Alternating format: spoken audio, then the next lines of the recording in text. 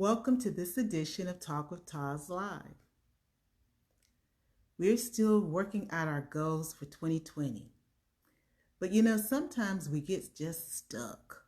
We know we've got a purpose, we know we've got assignments, but we just get stuck in our goals. And I was reflecting on how do we get unstuck?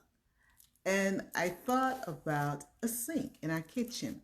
You know how it is. You've done your dishes, you've wiped out the counter and the appliances, and you've even been really good. You've swept the floor, and of course, you remove the stopper so that the water can drain out of the sink. And you come back hours later, and you shock alert, it's like the sink is still full of water. And you look down at the dirty water, and you see the things that you've eaten that you probably shouldn't have eaten. Perhaps you had lasagna, some apple pie, and had ice cream on top of it. And it's like, oh my God, the evidence of your having bad food is what I call it. It's good food, but sometimes it's bad food for us. All of that evidence is staring at you. And it's like, now what do I do?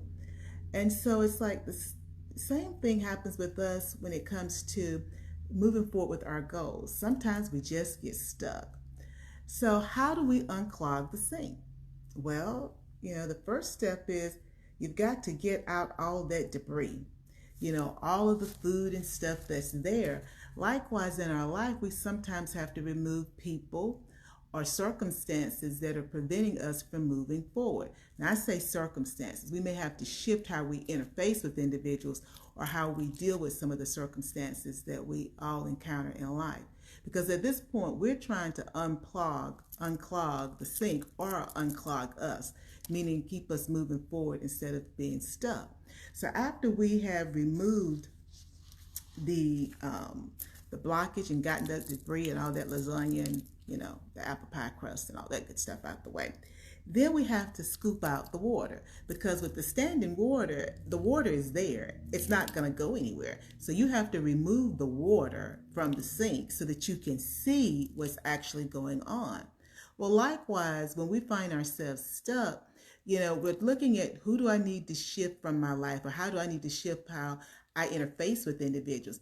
Well, you need a safe place to do that. So you have to remove yourself from the circumstances so that you can actually see what is occurring. And that's what we're doing when we scoop out all the water, so that we can see what's in our sink and what's keeping it clogged.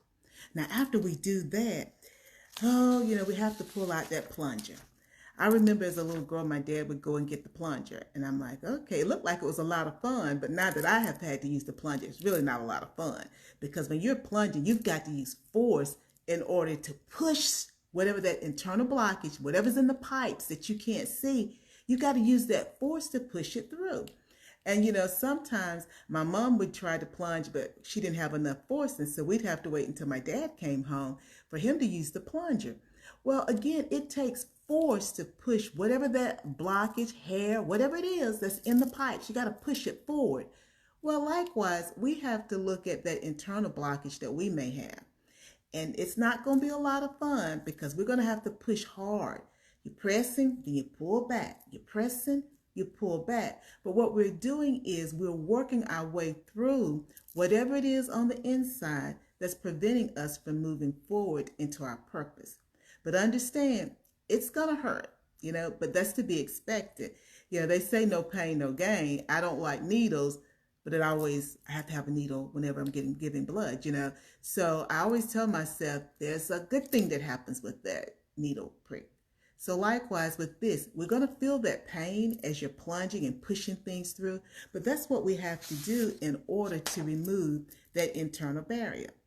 Now, after we've got that internal barrier removed, whatever it is that's preventing us from completing our race, we then might want to pour a little hot water down the sink. Now, you may say hot water, yes, because even though we've gone through these steps, there's always something, little remnants, always something in the sink that you think you've gotten rid of everything because the water is flowing through now, but it's still there, and it will trip you up. And you'll do dishes for a week or two, and then your sink is clogged up again. Likewise, it's the same with us. There are remnants of things that we're dealing with or we thought we dealt with that is still there. So you got to pour that hot water. Now with the sink, we have the hot water pouring for about 10 minutes or so. But for us, it may take a little longer. That's okay. There's no set time for either person who's looking at examining what's got them clogged up. But you do want to go through all the steps because basically we think we've dealt with something, then something will happen, and then we'll have a trigger, and it's like, oh, I'm back to the same place. But that's okay. It just means that we still got to finish unclogging. We got to do the hot water treatment. So remember, we each face difficulties as we go through life, striving to meet our assignment, trying to meet our goals, the objectives that we set for the day, for the month, for our life. That's okay. Whenever you find yourself on a detour because you've had a roadblock or a blockage with the sink, all you have to do is just stop, relax, work through these steps so that you can determine why this is a blockage for you. Because you will encounter things that you never would have thought was a blockage, but you can't move forward. So again, take the time to figure out what you've got to do to get your release. Because ultimately, we want the release so that we can finish our race. And we all are going to finish the race, but we got to put the work in beforehand. So this has been Talk with Taz. Make it a great day. And as always, hi Pauline, hi Dennis. As always, please take care of you. Bye now.